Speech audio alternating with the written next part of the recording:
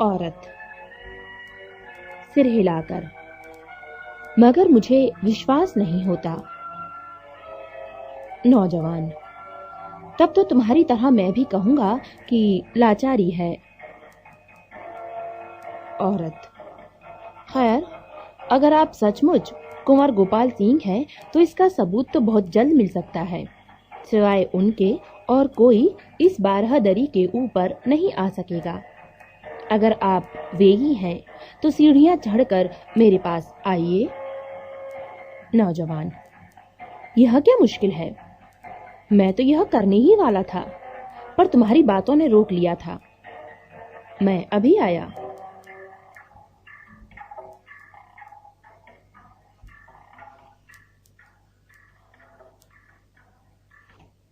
इतना कह उस नौजवान ने बारहदरी की सीढ़ियों पर पैर रखा और ऊपर चढ़ने लगा, पर इस काम को जितना सहज उसने समझा हुआ था वैसा न पाया। हम पहले बता चुके हैं कि इस बारहदरी की सीढ़ियों पर से भी ऊपर कहीं से बहता हुआ पानी आ रहा था, जो नीचे के नाले में मिल जाता था। जैसे ही नौजवान ने पहली सीढ़ी पर पैर रखा, वैसे ही उस पानी का जोर बढ़ गया। दूसरी सीढ़ी पर पैर रखते ही जोर और बढ़ा। तीसरी पर जाने से और भी तेजी आई, मगर उस नौजवान ने इसका कुछ ख्याल न किया और बराबर ऊपर को चढ़ता ही गया। परंतु ज्यों-ज्यों वह ऊपर उठता जाता था, त्यों-त्यों पानी का वेग बढ़ता जाता था। यहाँ तक कि ऊपर से 3-4 सीढ़ियां जब रह गईं, तो पानी इतनी जोर से आने लगा कि मालूम होता था मानो एक नदी बहती हुई चली आ रही है, जिसके जोर के सामने पैर टिकाना कठिन था। उस नौजवान को यह देख ताज्जुब हुआ और कुछ अंदेशा भी मालूम हुआ, और वह रुक गया।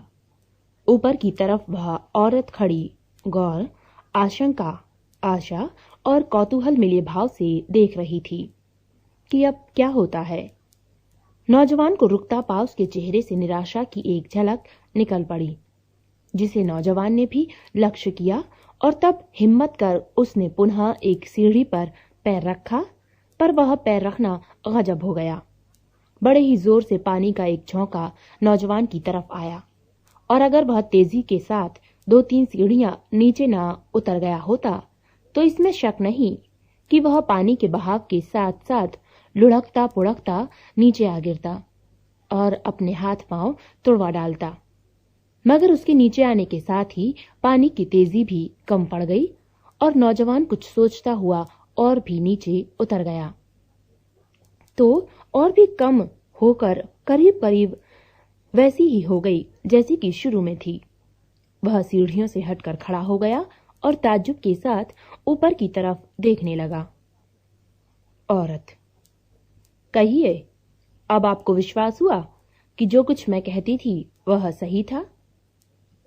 नौजवान, क्या जब कोई ऊपर आना चाहता है तब तब ऐसा ही होता है?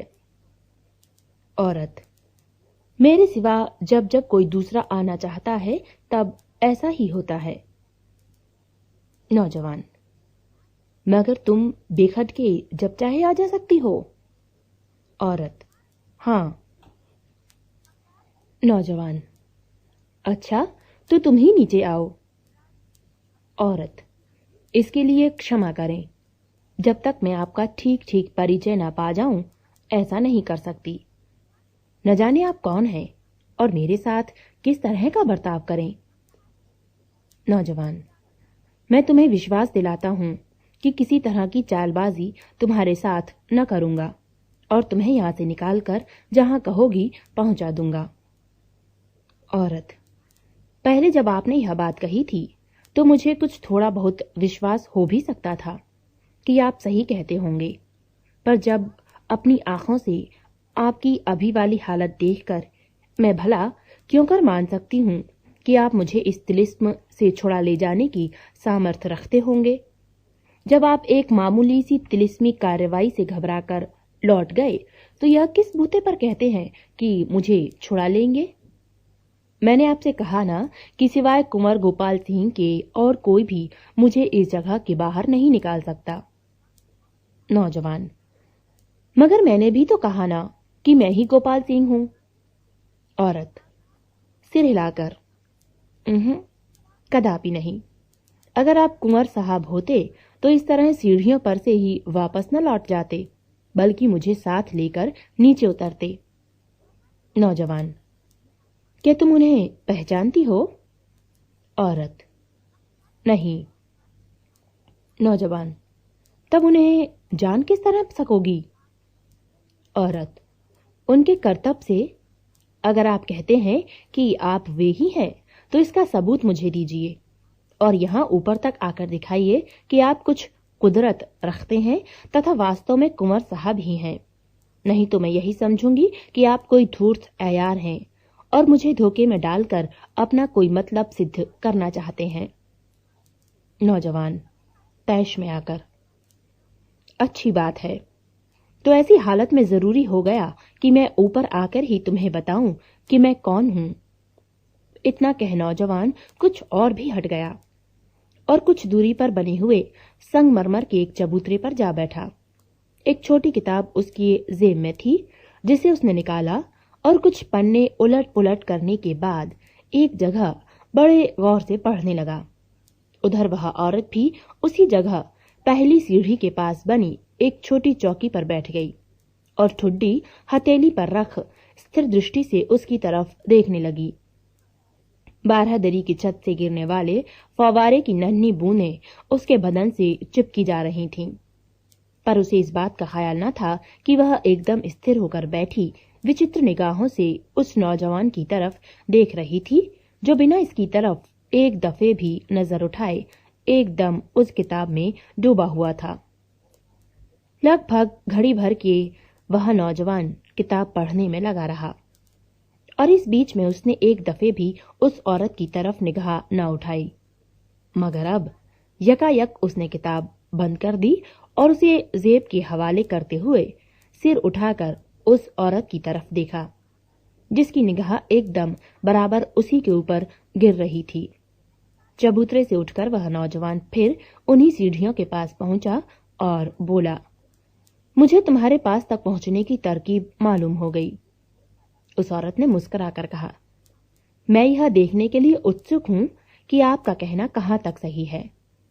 इतना कहे उसने लापरवाही के साथ एक अंगड़ाई ली और तब अपनी जगह से उठ खड़ी हुई। नौजवान उस जगह से हटकर बारहदरी के पीछे की तरफ चला और वह औरत भी ऊपर घूमती हुई उसे अपनी निगाहों में रखे रही। हम पहले बता चुके हैं कि इस बारहदरी की कुर्सी जमीन से करीब पुरसा भर ऊंची थी और उस पर जाने के लिए एक तरफ पतली सीढ़ियां बनी हुई थीं। जब नौजवान उस बारहदरी के ठीक पीछे अर्थात सीढ़ियों की दूसरी तरफ वाले हिस्से में पहुंचा तो रुक गया और गौर से उस बारहदरी के तरफ देखने लगा। एक पुरसे की ऊंचाई पर जाकर एक छजली उस बारहदरी के खंभों की जड़ से लगभग एक बालिश्त नीचे नीचे चारों तरफ घूम गई थी और इस समय उसी की तरफ उठी हुई नौजवान की आंखें कुछ ढूंढ रही थीं तथा आखिर उन्होंने उस चीज को खोज ही निकाला जिसकी तलाश में थी। वह एक आले का निशान था जो संगमरमर की सफेद दीवार में बहुत ही हल्का दिखाई पड़ रहा था। नौजवान उसे देखते ही उसके पास चला गया और उसके नीचे पहुंच दीवार के ऊपर अपना हाथ फेरने लगा। संगमरमर की दीवार साफ चिकनी सतह पर एक जगह से कुछ उभरी हुई थी, जो केवल आंख से देखने से जानना पड़ती थी, पर हाथ से टटोलने से उसका पता लगता था। नौजवान ने गौर करके मालूम किया कि एक पत्थर का छोटा तिकोना टुकड़ा कुछ उभरा हुआ है। उसने उसको जोर से दबा दिया और वह करीब 2 अंगुल के भीतर धंस गया। इसके साथ ही उस जगह के ऊपर बना हुआ जो आले का निशान था, उसका भीतरी हिस्सा आगे की तरफ झूल गया और वहां पर 1.5 हाथ ऊंची और करीब 2 हाथ चौड़ी एक सुरंग भी दिखाई पड़ने लगी। इतना कर वह नौजवान उस तरफ से हटा और पुनः बारहदरी के सामने उसकी सीढ़ियों के पास जा पहुंचा। वह औरत भी, जो यह देखने के लिए कि यह किधर जाता या क्या करता है, उसके साथ साथ ऊपर ही ऊपर घूम रही थी। सीढ़ी के पास पहुंची और उसको वहां रुककर ऊपर की तरफ देखते पा बोली, यह आपने क्या किया और इसका क्या नतीजा निकलेगा? नौजवान ने जवाब दिया, इसका फल यह होगा कि जो पानी पहले सीढ़ी की राह गिरकर मुझे ऊपर पहुंचने में रुकावट डालता था, वह अब नाली की राह से अलग बाहर जा गिरेगा। मैं अगर चाहूं तो पानी के इस बहाव को एकदम से रोक भी सकता हूं, पर उसमें कुछ देर लगेगी। इतना कहे उस नौजवान ने सीढ़ी पर पैर रखा और ऊपर चढ़ने लगा। उस औरत ने आश्चर्य के साथ देखा कि अब सीढ़ी से गिरने वाले पानी की तेजी बढ़ नहीं रही है, बल्कि पहले से भी कम हो गई है। साथ ही बारहदरी के पीछे की तरफ से पानी के गिरने की आवाज आने लगी है। यह देख वह पीछे की तरफ घूमी और वहां जाकर देखते ही उसे मालूम हो गया कि जो नाली नौजवान ने खोली थी, उसकी राह बड़े जोर से पानी गिर रहा है। कुछ शायद तक वह इस विचित्र बात को देखती रही और तब सीढ़ी की तरफ लौटने के लिए घूमी, पर उस नौजवान को अपने पीछे ही खड़ा पाया। वह उसे देखते ही यह कहती हुई उसके पैरों पर गिर पड़ी, बेशक आप कुंवर साहब की सिवाय और कोई नहीं है। और उसकी आंखों से बेहिसाब आंसू गिरकर उस नौजवान के पैर भिगोने लगे। राजा गोपाल सिंह ने, क्योंकि यह नौजवान वास्तव में वे ही थे, उस औरत को उठाया और दम दिलासा देकर शांत किया। तब इसके बाद बोले, अब तो तुम्हें यह भी विश्वास हो गया होगा कि मैं तुम्हारा दुश्मन नहीं हूं और साथ ही तुम्हें यहां से छुड़ा ले जाने की सामर्थ्य भी रखता हूं। अस्तु, अब तुम बेखट के अपना हाल मुझे सुना सकती हो। उसने जवाब दिया, बेशक मैं अब सब हाल बेखट के आपको सुना सकती हूं, मगर वह बहुत लंबा चौड़ा किस्सा है और साथ ही कोई सुखद कहानी भी नहीं है। इसलिए अगर आपकी आज्ञा हो तो मैं इस समय बहुत थोड़े में अपनी कथा सुना दूं, फिर कभी मौका होने पर खुलासा सुना दूंगी। दूसरे, इस बारहदरी के फव्वारों के कारण आपका बदन और कपड़े भी गीले हो रहे हैं। ज्यादा देर तक यहाँ रहने से शायद आपके दुश्मनों की तबीयत कुछ।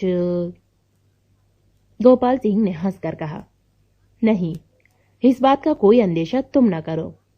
इस गर्मी, धूप और लू में यह बारहदरी और यहाँ के फव्वारे स्वर्ग तुल्य मालूम हो रहे हैं।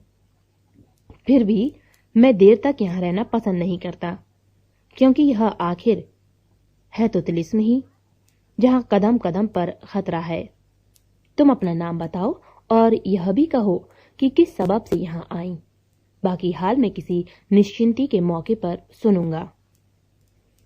औरत पीछे रखी हुई एक चौकी की तरफ बढ़कर बोली, तो आप इस चौकी पर आकर बैठ जाएं। यहाँ पानी नहीं पड़ता है और मैं संक्षेप में अपना हाल कह सुनाती हूँ। बारहदरी की सतह के बीचों बीच में 3-4 हाथ का एक बहुत ही खूबसूरत कुंड बना हुआ था, जो बहुत गहरा नहीं जान पड़ता था और जिसकी चारों कोनों पर 4 छोटी छोटी संगमरमर की चौकियां बनी हुई थीं।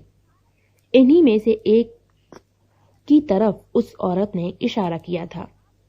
गोपाल सिंह उसके कहे मुताबिक उस चौकी पर जाकर बैठ गए और वह औरत हाथ जोड़ सामने खड़ी हो गई। गोपाल सिंह ने पूछा, तुम कौन हो और किसकी लड़की हो? औरत, मैं रोहतासगढ़ की रहने वाली और वहां के नामी महाजन गोविंद दास की लड़की हूं। गोपाल, रोहतासगढ़ की रहने वाली, तब यहां कैसे आ पहुंची? औरत, वहां के कुमार दिग्विजय सिंह की बुरी नजर की बदौलत। उन्होंने न जाने मेरी फूटी शक्ल में क्या देखा कि मुझ पर आशिक हो गए और मुझे अपने महल में डालना चाहा। मेरी जात दूसरी थी, इससे खुले आम ना तो वे इस काम को कर ही सकते थे और ना मेरे माँ बाप ही इस बात को मंजूर कर सकते थे। अस्तु, उन्होंने अपने बदमाशों द्वारा मुझे मेरे घर से चुरा मंगवाया और अपने एक बाग में रखवा दिया। जब मैंने उनका बुरा प्रस्ताव स्वीकार न किया तो पहले तो खफा होकर जान से मार डालने की धमकी दी और तब भी जब मैं न मानी तो तिलिस्म में बंद कर दिया। एक मुद्दत से मैं इसी कैद में पड़ी हूँ और ईश्वर से मनाया करती हूँ कि या तो मुझे मौत दे दे और या किसी दयालु को भेजे जो मुझे इस कैद से छुड़ावे। इतना कहकर वह रोने लग गई। गोपाल सिंह ने दम दिलासा देकर उसे शांत किया और तब पूछा, क्या 2 दफे मेरे तिलिस्मी बाग में तुम्ही ने आकर अपने चक्रव्यूह में कैद होने का हाल चिट्ठी द्वारा बताया था? बड़ी मुश्किल से उस औरत ने अपने को संभाला, तब कहा, जी हां, मुझे खोजता हुआ मेरा भाई न जाने किस तरह यहां तक आ पहुंचा और उसकी जुबानी मुझे मालूम हुआ कि यह जमानिया के तिलिस्म का चक्रव्यूह नामक स्थान है जहां मैं कैद की गई हूं। उसको किसी तरह यहाँ का कुछ हाल मालूम हो गया था और उसका विश्वास था कि मुझे लेकर यहाँ से बाहर हो जाएगा, पर ऐसा न हो सका। उसी की बताई राह से 2 बार हम लोग यहाँ से निकल के एक बाग में पहुंचे, जो मालूम होता है कि वही है जिसे आप अपना तिलिस्मी बाग कहते हैं, पर हर बार गिरफ्तार हो गए और फिर यहीं पहुंचा दिए गए। गोपाल, गिरफ्तार करके फिर यहां पहुंचा दिए गए? सो कैसे और किसके द्वारा? औरत, दिग्विजय सिंह के कुछ मददगार आपकी रियासत बल्कि आपके महल में मौजूद हैं। मैं समझती हूं उन्हीं का यह काम होगा। गोपाल, और भी ताज्जुब से, क्या तुम उन्हें जानती हो? औरत, मैं तो उनका नाम नहीं जानती, पर मेरा भाई अवश्य उन्हें पहचानता था। अफसोस कि इस बार बेचारा किसी दूसरी जगह कैद कर दिया गया, नहीं तो। इतना कहते कहते उस औरत की आंखें पुनः डबडबाईं, पर कोशिश करके उसने अपने को संभाला और कहने लगी, औरत, अपने भाई के साथ आते जाते मैंने इतना समझ लिया था कि यह बाग उस जगह से ज्यादा दूर नहीं है। अस्तु, पहली बार मैंने एक पत्र में यह लिखकर कि मैं चक्रव्यूह में कैद हूं पानी में बहा दिया था कि शायद किसी के हाथ लग जाए। अब मालूम नहीं कि वह चिट्ठी किसी को मिली या नहीं। गोपाल, हां, मुझे वह पुर्जा मिला था, मगर कोई निश्चय न होने के कारण मैं कुछ कर न सका। लेकिन उसके कुछ दिन बाद तुम पुनः दिखाई पड़ी और एक दूसरी चिट्ठी छोड़ गई। औरत, जी हां, यह ठीक है। मेरे साथ मेरा भाई भी गिरफ्तार कर लिया गया, पर न जाने क्यों कुछ दिन के वास्ते वह पुनः यहां पहुंचा दिया गया और उस समय उसने फिर एक उद्योग यहां से निकलने का किया। इस बार भी पुनः उसी बाग तक हम पहुंचे, हम लोग फिर पकड़ लिए गए, पर इस दफे मुझे इतना मौका मिल गया कि वह चिट्ठी लिखकर छोड़ती आ सकूं, मगर इस दफे मेरा भाई किसी दूसरी जगह भेज दिया गया है और तब से मैं अकेली ही यहाँ पड़ी मुसीबत की घड़ियां काट रही हूं। अब तक मैं समझ रही थी कि मेरा कोई भी संदेश ठिकाने नहीं पहुंचा, पर आज आपके आने से जान पड़ा कि ईश्वर को मेरी हालत पर दया आई और आपको मेरा पता लग गया।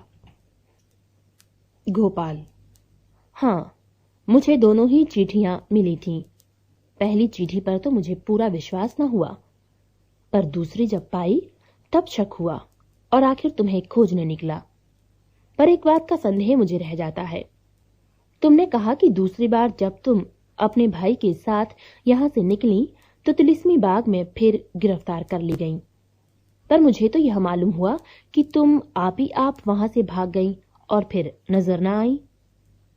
औरत, यह आपको किसने कहा? उस समय क्या आपने किसी को मेरा पता लगाने भेजा था? गोपाल, हां, तुम्हें दोबारा देखते ही मैंने पहचान लिया और अपने एक दोस्त को पता लगाने के लिए भेजा, पर उसकी जुबानी सुना गया कि तुम तिलिस्म के अंदर घुसकर गायब हो गई। औरत, अफसोस के साथ, ओहो, तब तो मुझे बहुत बुरा धोखा हुआ। किसी को अपना पीछा करते देख मैं समझी कि मेरे दुश्मनों ने ही फिर मुझे देख लिया और इसीलिए और भागी, मगर कुछ ही दूर जाते जाते पकड़ ली गई। अगर मुझे मालूम होता कि वह आप ही का बाग था जहां तक मैं पहुंच गई थी, अथवा यही जान जाती कि आपने ही किसी को मेरी खबर लेने भेजा है तो काहे को भागती, या क्यों फिर से इस कैद में ही पड़ती? गोपाल, तुम जब वहां से भागी तो फिर क्या हुआ? औरत, थोड़ी दूर जाने के बाद ही मैं पुनः दुश्मन के हाथ पड़ गई और फिर यहां पहुंचा दी गई। जैसा कि मैंने आपसे कहा, मेरा भाई भी पकड़ा जाकर किसी दूसरी जगह बंद कर दिया गया, क्योंकि उस दिन के बाद से फिर मैंने उसकी शक्ल नहीं देखी। गोपाल, तुम उन लोगों को पहचान सकती हो जिन्होंने मेरे बाग से भागते समय तुम्हें पकड़ा था? औरत, जी हां। नाम यद्यपि नहीं जानती, पर सूरत देखकर जरूर पहचान लूंगी। गोपाल, अच्छी बात है, उसका बंदोबस्त किया जाएगा, मगर अब चलना चाहिए। ज्यादा देर करना मुनासिब नहीं। तुम्हें मेरे साथ चलने में अब तो कोई आपत्ति नहीं है? औरत, हाथ जोड़कर, जी कोई भी नहीं। जहां आपकी आज्ञा हो मैं बेधड़क चलने को तैयार हूं, पर एक प्रार्थना मेरी जरूर थी। गोपाल, सो क्या? औरत, आपने जब यहां आने का कष्ट उठाया है तो एक बार मेरे भाई का भी कुछ पता लगाने की चेष्टा करें। न जाने दोबारा कब आपका आना इधर हो या नहीं भी हो। उस अवस्था में वह बेचारा यहां ही पड़ा पड़ा अपनी जिंदगी की घड़ियां गिना करेगा। गोपाल, तुम इस तरफ से निश्चिंत रहो। मैं वादा करता हूं कि तुम्हारी ही तरह तुम्हारे भाई को भी यहां से छुड़ाऊंगा, मगर वह इस तिलिस्म में होगा। लेकिन आज वह काम नहीं हो सकता, क्योंकि यहां से लौटने का रास्ता बहुत ही बीहड़ और खतरनाक है, और कम से कम 3 घंटे इस जगह से बाहर जाने में लगेंगे, तथा इस वक्त संध्या होने में भी ज्यादा विलंब नहीं है। औरत, जैसी आपकी आज्ञा हो मैं करने को तैयार हूं, पर यह सुन मुझे ताज्जुब हुआ कि यहां से जाने का रास्ता 3 घंटे का समय लेगा। मुझे जब मेरा भाई छुड़ा कर ले गया था तो मुश्किल से आधे घंटे में हम लोग आपके तिलिस्मी बाग में पहुंच गए थे। अगर आप वहां ही जाना चाहते हैं और किसी दूसरी जगह नहीं, तो वह स्थान यहां से ज्यादा दूर नहीं है। गोपाल, आधे घंटे में मेरे तिलिस्मी बाग में पहुंच गई थी? नहीं, ऐसा नहीं हो सकता। मुझे वहां से यहां आने में कई घंटे लग गए, और मैं सुबह का चला होने पर भी धूप और गर्मी से परेशान इस वक्त यहां पहुंचा था। अवश्य पहले पहल आने के कारण ऐसा हुआ, और अब कुछ जल्दी आ जा सकूंगा, पर तब भी किसी हालत से 2-2.5 घंटे से कम का रास्ता तो नहीं ही होगा। औरत, जो आप कहते हैं ठीक ही होगा, पर मुझे ताज्जुब जरूर है। क्या बताऊं, मेरा भाई यहां नहीं है, नहीं तो वो हम लोगों को जल्दी पहुंचा दे सकता था। गोपाल, आश्चर्य करते हुए, तुम कुछ बता सकती हो कि किस रास्ते से तुम्हें तुम्हारा भाई ले गया था? औरत, हाँ हाँ, क्योंकि वह रास्ता मुझे बखूबी याद है। इस बाग के दक्षिण के कोने में एक बहुत बड़ा हाथी सफेद पत्थर का बना हुआ है, जिसके पेट से हम लोगों ने रास्ता निकाला था। आगे जाने पर एक सुरंग मिली थी, जिसकी राह एक बावली से होते हुए एक नहर में निकली थी, और वहां से उस बाग में पहुंचे थे जिसे आप तिलिस्मी बाग कहते हैं। उस रास्ते से आधा घंटा भी नहीं लगा होगा। गोपाल, जान पड़ता है वह कोई दूसरा और सहज रास्ता है। अच्छा ठहरो, मैं देखता हूं।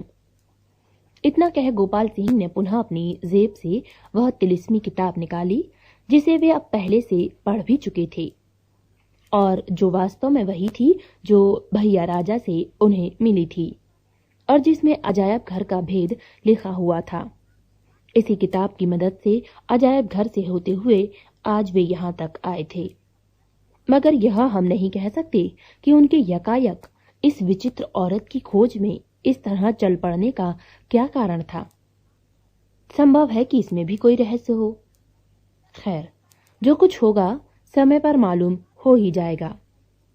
गोपाल सिंह ने वह तिलिस्मी किताब खोली और उलट पुलट कर देखने लगे।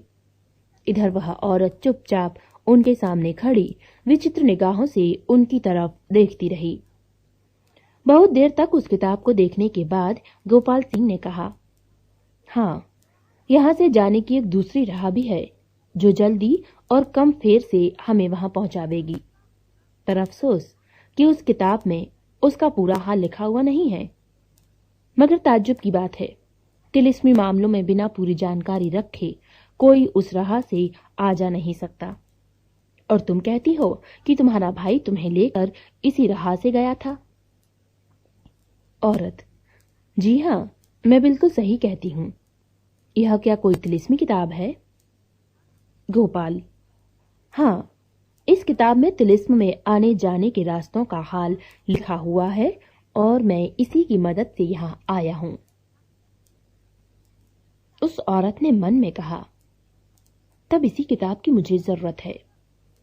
और तब जहां वह खड़ी थी वहां से धीरे धीरे बेमालूम तरीके से घसकती हुई वह कुछ बाईं तरफ को हटने लगी। गोपाल सिंह पुनः कुछ देर तक उलट पुलट कर किताब को देखते रहे।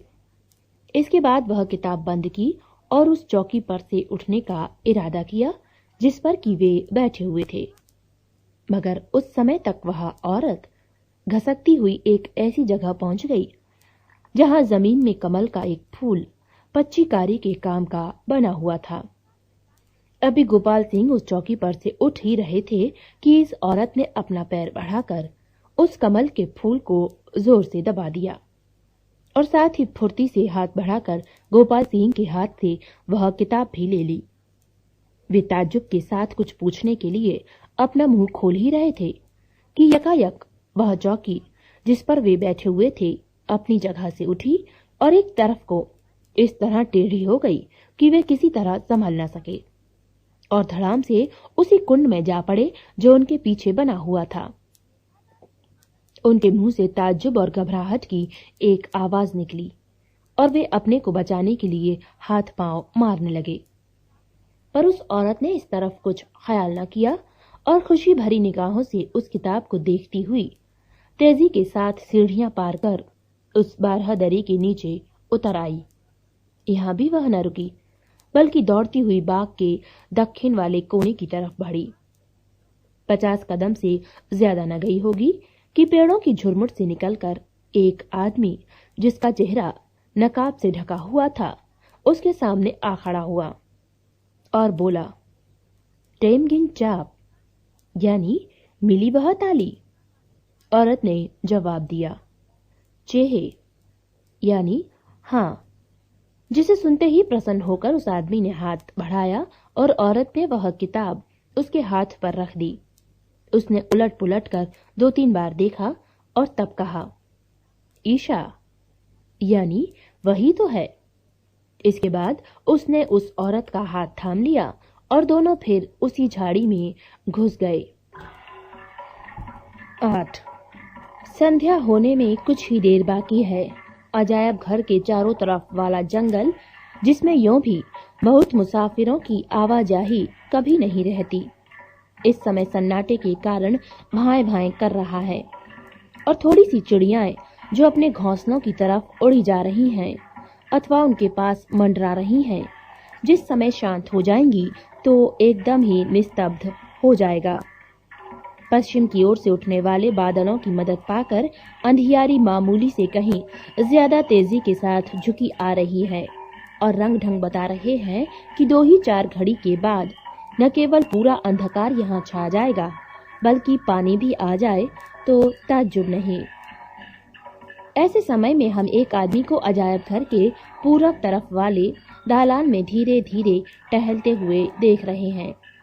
इस आदमी का समूचा बदन बहुत ही ढीले ढाले और लंबे लबादे से इस तरह ढका हुआ है कि बदन का कोई भी हिस्सा खाली नहीं है। यहाँ तक कि हाथ की उंगलियां और पैर के जूते तक भी पूरी तरह से दिखाई नहीं पड़ते और चेहरे पर भी एक काली नकाब पड़ी रहने के कारण इतना भी पता नहीं लगता कि यह आदमी मर्द है या औरत। इसके रंग ढंग और आकृति से जो कुछ पता लग सकता है वह सिर्फ इतना ही है कि यह किसी के इंतजार में इस जगह खड़ा है, क्योंकि रह रहकर उसकी निगाहें सामने के मैदान और जंगल की तरफ उठ जाती हैं। जिधर यह गौर से देखता है पर किसी तरह की कोई आहट न पा फिर टहलने लग जाता है। धीरे धीरे काफी समय बीत गया और अंधेरा पूरी तरह से छा गया। बादल भी जो अभी तक केवल पश्चिम की दिशा में ही छाए हुए थे, अब पूरी तरह से समूचे आसमान को घेर कर फैल गए और पानी पड़ने का रंग नजर आने लगा। सुनसान जंगल इस अंधेरे में और भी डरावना मालूम होने लगा और उस दालान में भी अंधकार की काली चादर फैलने लगी। यह देखकर वह आदमी कुछ बेचैन हुआ और एक बार बहुत देर तक सामने की तरफ देखने के बाद बोला, बहुत देर हो गई, अब उसके आने की आशा करना व्यर्थ है। कुछ देर तक वह चुपचाप सोचता रहा। इसके बाद हटा और बगल की कोठरी पार करता हुआ उस तरफ पहुंचा तो अजायब घर का सदर हिस्सा था और जिधर सीढ़ियां पड़ती थीं, सीढ़ियों पर भी वह कुछ देर तक इस उम्मीद में खड़ा रहा कि शायद जिसकी राह देख रहा है वह अब भी नजर आ जाए, पर कोई आता दिखाई न पड़ा। अस्तु एक बार धीरे से, अब कोई उम्मीद नहीं है, कहता हुआ वह सीढ़ियां उतरने लगा।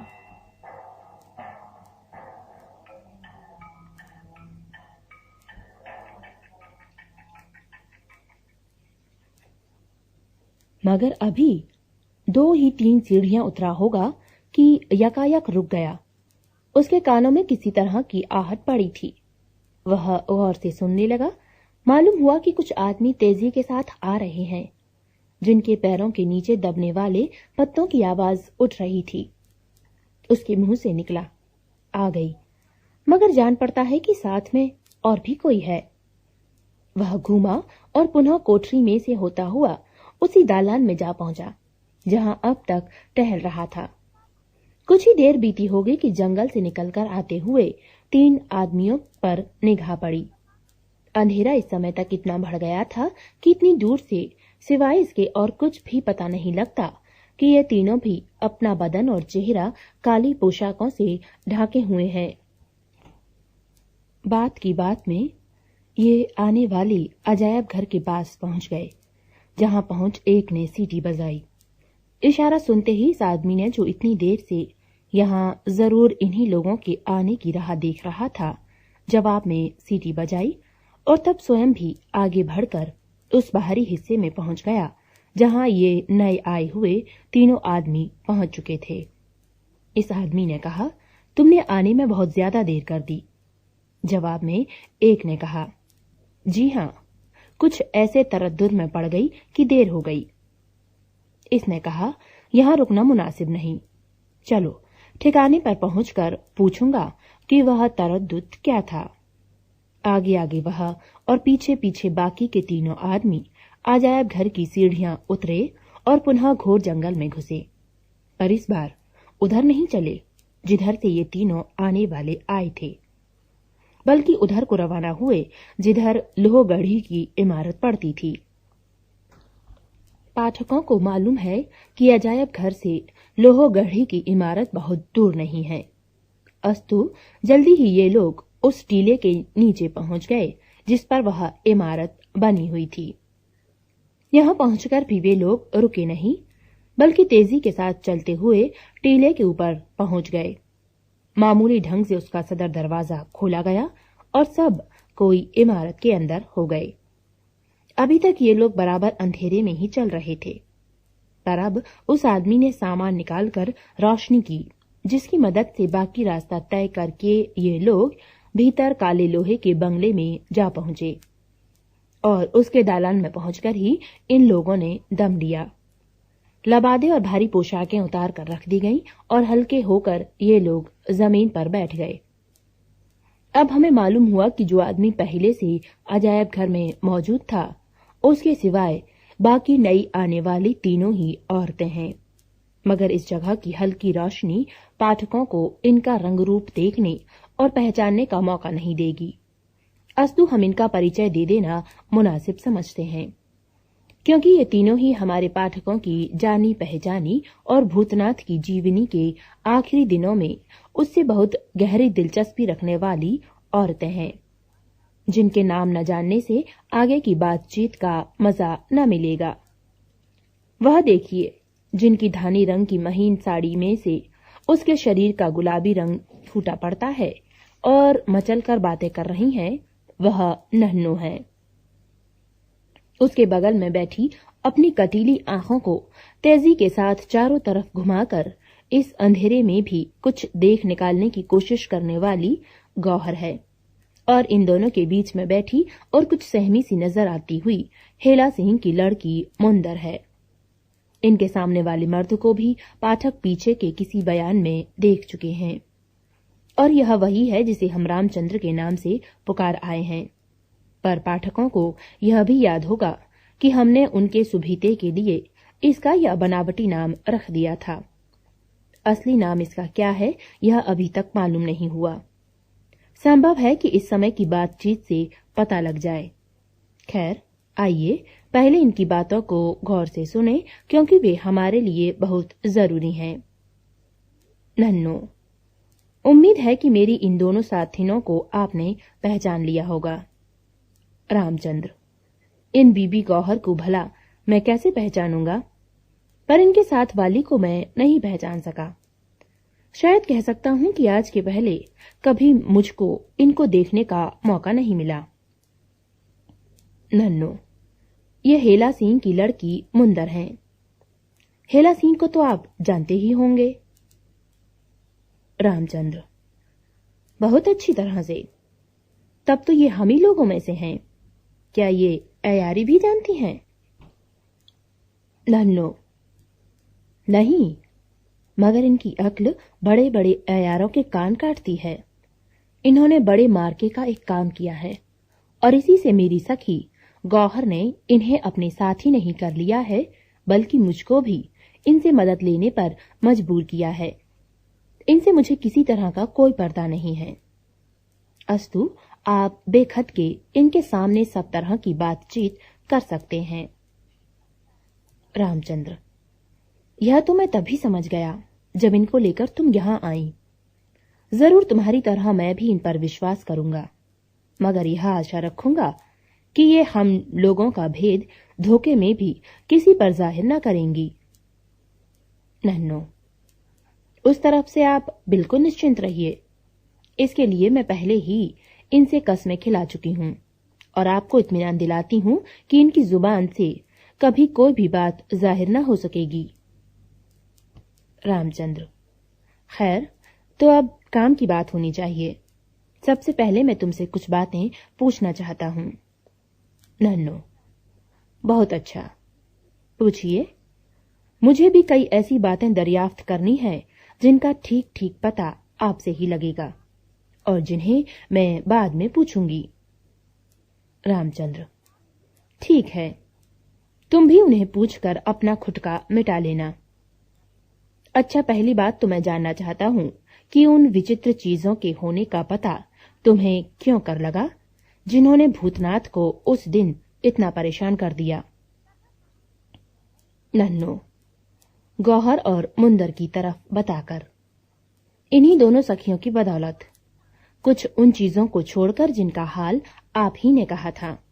बाकी की कुल चीजें महाराज शिवदत्त और जमानिया के सेठ चंचल दास के घर में मौजूद थीं, पर उनके होने का मुझे गुमान तक न था। रामचंद्र, ताज्जुब से गौहर और मुंदर की तरफ देखकर, मगर आप लोगों को इन चीजों का पता क्यों कर लगा?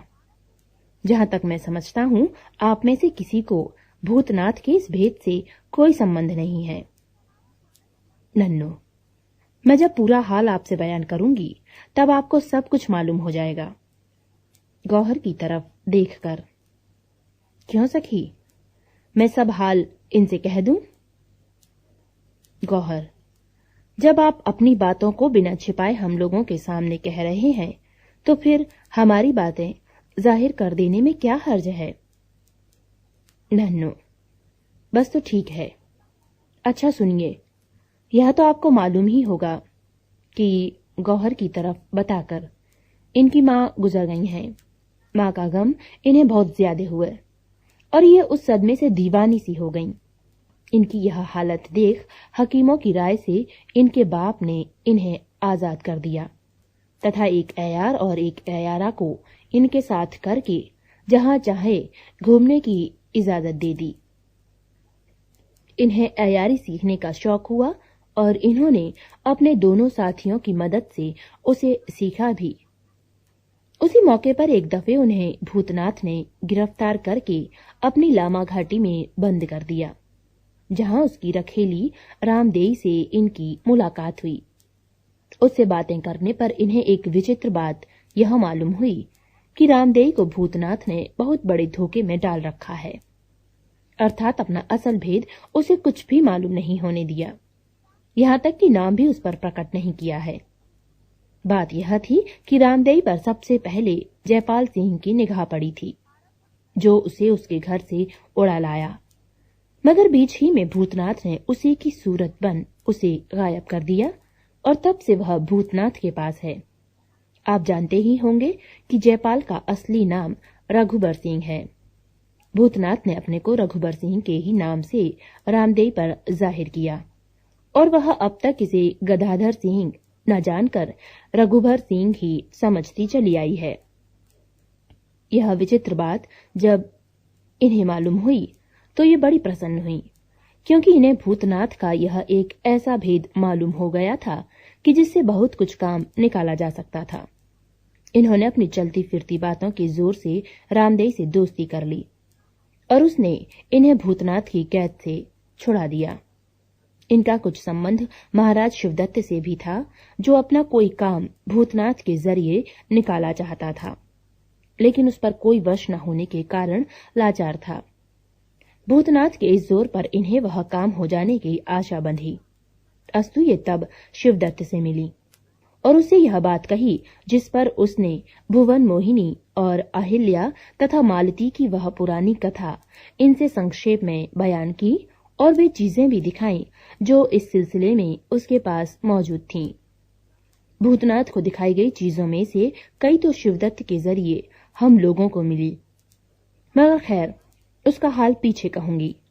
शिवदत्त ने सब पिछला हाल इनसे कहकर अपना वह काम भूतनाथ के जरिए करा लेने का भार इनके ऊपर सौंपा। इन्होंने अभी मुझे बताया नहीं कि वह काम क्या था। रामचंद्र मुस्कुराकर, पर मैं बता सकता हूं कि क्या काम था। गौहर ताज्जुब से सिर हिलाकर, नहीं नहीं, आप क्यों कर बता सकते हैं, सिवाय महाराज शिवदत्त के और मेरे किसी तीसरे कान में आज तक वह बात गई ही नहीं। रामचंद्र हंसकर, जब यह इतनी गुप्त बात है तो मैं सबके सामने न कहकर तुम्हारे कान में कहता हूं। सुनकर तुम आप ही कह दोगी कि मैं ठीक कहता हूं या गलत।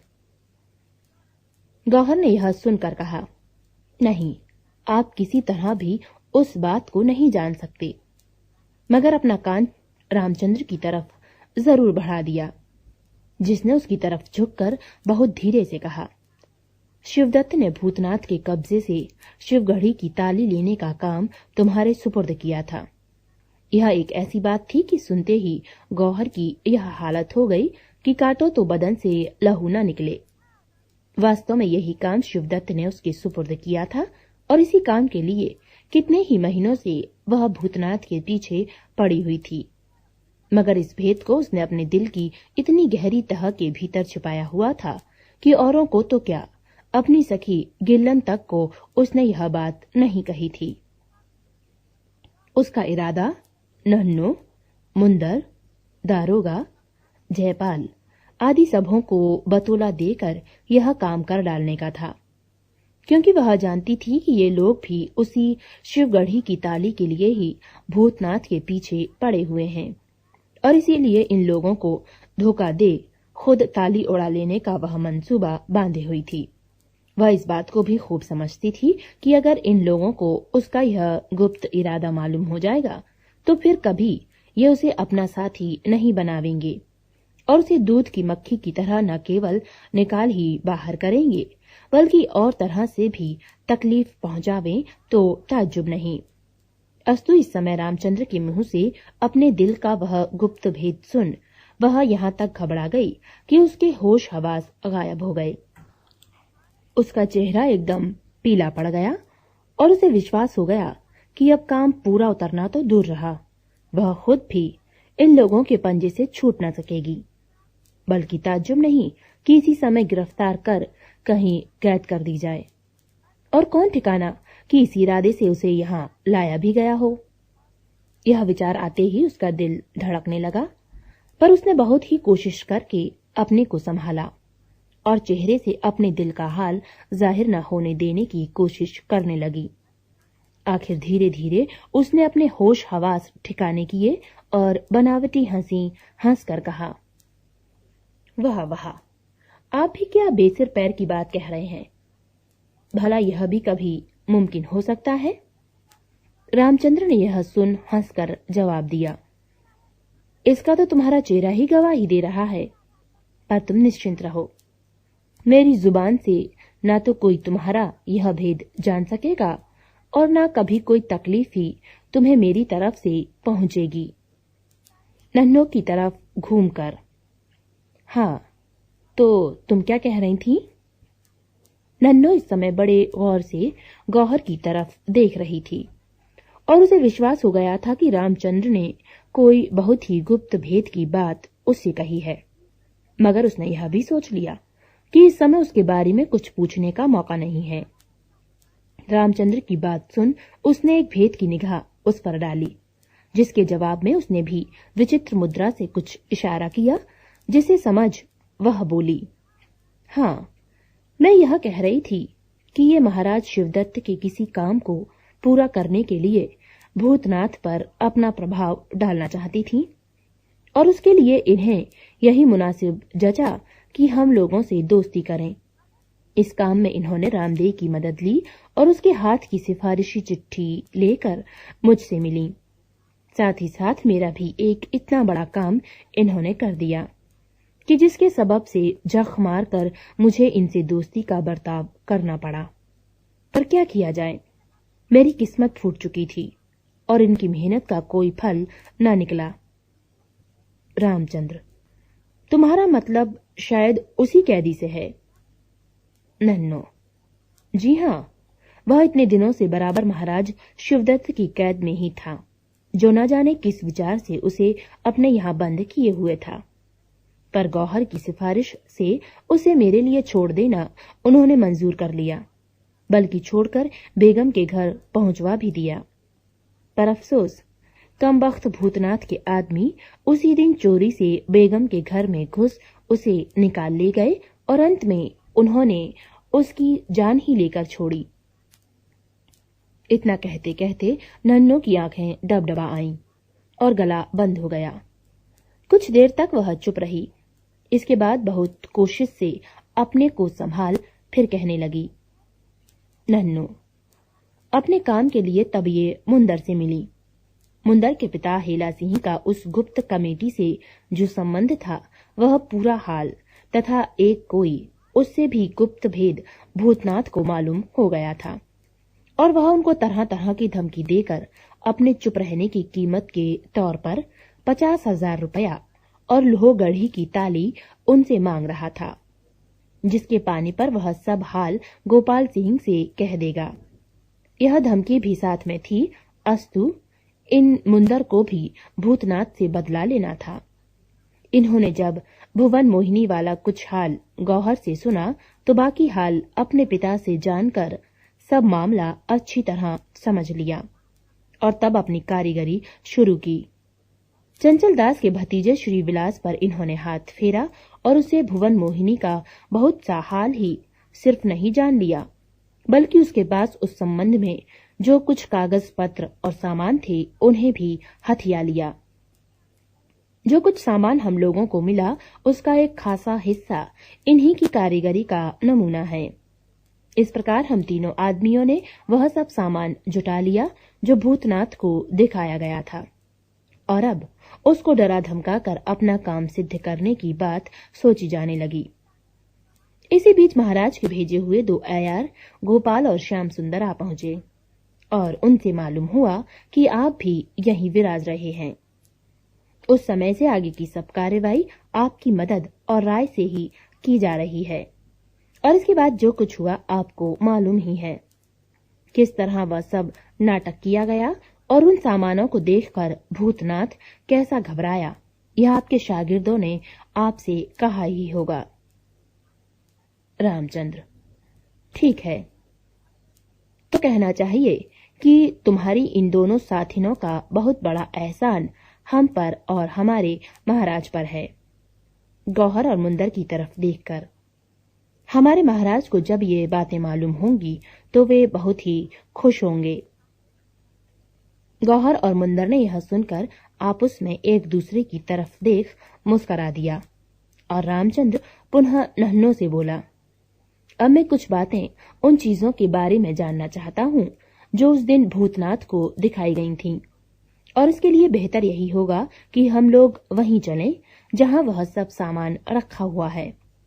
वहां उन चीजों के सामने ही वे बातें समझने में आसानी होगी। नन्हों: अच्छी बात है, तब शायद वह सामान यहाँ ही कहीं रखा गया है। रामचंद्र: हाँ, यहाँ पास ही में, मगर इस इमारत के निचले हिस्से में है और हमें वहीं चलना पड़ेगा। नन्हों: अच्छी बात है, तो वहीं चलिए, मगर क्या कोई तेज रोशनी का इंतजाम नहीं हो सकता? यह लालटेन इतने कम रोशनी देती है कि इससे साफ कुछ नहीं दिखाई पड़ता। सो भी हो जाएगा। इतना कहता हुआ रामचंद्र उठ खड़ा हुआ और तीनों औरतें भी खड़ी हो गईं। किसी जगह से खोजकर रामचंद्र ने एक दूसरी लालटेन निकालकर बाली, जिसके दूर तक फैलने वाली तेज रोशनी ने वहां के अंधकार को एकदम दूर कर दिया और अब वहां की हर एक चीज साफ साफ नजर आने लगी। नन्हों को इस स्थान तथा अंदर के तिलिस्म का भी कुछ हाल मालूम था और वह यहाँ कई दफे आ जा चुकी थी, और मुंदर तथा गौहर भी इस लोहगढ़ी के बारे में कुछ जानकारी रखती थीं तथा पहले भी यहाँ आ जा चुकी थीं। अस्तु उनको भी यहाँ का सामान कुछ आश्चर्य में नहीं डाल सकता था। अतएव ये तीनों ही चुपचाप रामचंद्र के पीछे पीछे रवाना हो गईं, जो लालटेन बालने के बाद एक क्षण भी न रुका और उस दालान के बगल से होता हुआ एक कोठरी में घुसा। हमारे पाठक प्रभाकर सिंह के साथ इस इमारत में कुछ समय तक रह चुके हैं और इसलिए संभवतः उन्हें याद होगा कि इसके बाहरी हिस्से में चारों तरफ 4 दालान तथा उनके कोनों में 4 कोठरियां थीं और बीच में एक बड़ा कमरा था। उन कोठरियों में क्या क्या चीजें थी यह उन्हें याद होगा। अस्तु उसको फिर से यहाँ बयान करने की जरूरत नहीं है। तीनों औरतों को साथ लिए रामचंद्र सीधे उस कोठरी में पहुंचा, जिसके अंदर तोप, बारूद, गोले तथा इस प्रकार की अन्य चीजें भरी हुई थीं। इस कोठरी के बीचों बीच में एक और तहखाना होने का हाल हम बता चुके हैं। इस समय रामचंद्र सबों को लिए हुए उसी तहखाने में उतर गया। पतली पतली 10-12 डंडा सीढ़ियां उतर जाने के बाद फिर एक कोठरी मिली, जो पहली कोठरी से नाप में शायद कुछ छोटी ही होगी। इसी कोठरी में इस समय वह सब सामान पड़ा हुआ था जिसने भूतनाथ को बेचैन कर दिया था और जिसका हाल हम पहले बता चुके हैं। वह भयंकर लाल मूरत, उस औरत की सिरकटी लाश, काले कपड़ों से अपने को ढके हुआ आदमी इत्यादि चीजें तो थीं ही, जिनका जिक्र हम 16वें भाग के अंत में कराए हैं, पर इनके अलावे वह सब बाकी का सामान भी यहाँ मौजूद था, जिन्हें हमारे पाठक 16वें भाग के 6ठे बयान में नाव पर देख चुके हैं। बोतल के अंदर रखा हुआ सिर, जंग लगी तलवार, संदूक आदि सभी कुछ यहाँ था। केवल वे दोनों चीते के बच्चे तथा वह लाश यहाँ न थी जिसका जिक्र उस जगह आ चुका है। यह सब सामान वहां कायदे के साथ चारों तरफ सजा कर रखा हुआ था और बीच में कुछ जगह छूटी हुई थी, जहां रामचंद्र और तीनों औरतें जाकर बैठे। इन लोगों के सामने की तरफ एक और दरवाजा पड़ता था, जो इस समय बंद था और रंग ढंग से मालूम पड़ता था कि किसी सुरंग का मुहाना है। नन्हों: मैं देखती हूँ कि सभी चीजें यहाँ आ गई हैं। आपके शागिर्द गोपाल और श्याम सुंदर का यह काम मालूम होता है। रामचंद्र: हाँ, उन्हीं दोनों ने कुछ आदमियों की मदद से यह सामान यहाँ पहुंचाया है, सुरंग की तरफ बताकर। इसी सुरंग की राह से ये चीजें यहाँ लाई गई हैं। नन्नो: क्या यह सुरंग उसी जगह जाकर निकलती है जहां भूतनाथ को ये चीजें दिखाई गई थीं? रामचंद्र: हाँ, मगर कुछ चक्कर खाती हुई। यह तिलिस्म के अंदर गई है और वहां से एक दूसरी राह बाहर उस जगह निकली है। नन्नो गौर की निगाह चारों तरफ डालकर: क्या मैं भूलती हूँ या यह वही कोठरी है जिसके अंदर अहिल्या की लाश उस समय लाकर रखी गई थी जब हेला सिंह और जयपाल ने उसका खात्मा किया था? रामचंद्र: बेशक यह वही कोठरी है, पर मुझे तुम्हारी याददाश्त पर ताज्जुब होता है। नन्नो एक तरफ की दीवार में ऊपर की तरफ बने हुए रोशनदान की तरफ बताकर: इसको देखकर मुझे यह जगह ख्याल आ गई। यह वही रोशनदान है जिसकी राह मालती ने झांक कर देखा था, और उस समय मैं... रामचंद्र आंख के इशारे से उसे रोककर: ठीक है, और इसीलिए मैंने इन सब सामानों को इसी जगह लाकर रखना मुनासिब समझा। इसे भूतनाथ के जीवन चरित्र की कोठरी कहना मुनासिब है। अच्छा, अब इन बातों को जाने दो। दो चार बातें जो इन विचित्र चीजों के संबंध में पूछता हूँ बताओ, और तब आगे की कार्यवाही सोचो कि क्या करना चाहिए। और भूतनाथ के कब्जे से शिवगढ़ी की ताली क्यों कर प्राप्त करनी चाहिए। नन्नो बहुत अच्छा, आपको जो कुछ पूछना है पूछ लीजिए। इसके बाद मुझे जो बातें दरियाफ्त करनी है उन्हें मैं पूछूंगी। रामचंद्र ने उस कटे हुए सिर की तरफ देख कुछ पूछना चाहा, मगर यकायक उसकी निगाह मुंदर और गौहर की तरफ जा पड़ी, जिससे न जाने कौन सा ख्याल उसके मन में पैदा हुआ कि वह रुक गया और अपनी बात बदल कर बोला, हाँ, एक बहुत जरूरी बात दरियाफ्त करना तो मैं भूल ही गया था। नन्नो ने ताज्जुब से पूछा, वह क्या? रामचंद्र ने कहा, गोपाल सिंह के कब्जे से उनकी तिलिस्मी किताब निकाल लेने का तुमने महाराज के सामने बीड़ा उठाया था, उसका क्या हुआ? नन्नो के चेहरे पर यह सुनकर विचित्र तरह की मुस्कुराहट खेलने लगी, जिसे देख रामचंद्र ने कहा, तुम्हारी प्रसन्नता कह रही है कि तुम्हें इस मामले में सफलता मिली है। जल्दी बताओ कि क्या मेरा ख्याल ठीक है? क्या वह काम हो गया? नन्नो जी हाँ। रामचंद्र खुश होकर, वाह वाह, यह तो तुमने बहुत बड़ी खुशखबरी सुनाई। क्या वह ताली मिल गई? नन्नो हंसती हुई, जी हाँ। रामचंद्र ताजुब और आग्रह से नन्नो का हाथ पकड़कर, सो कैसे? सो कैसे? मुझे पूरा हाल सुनाओ।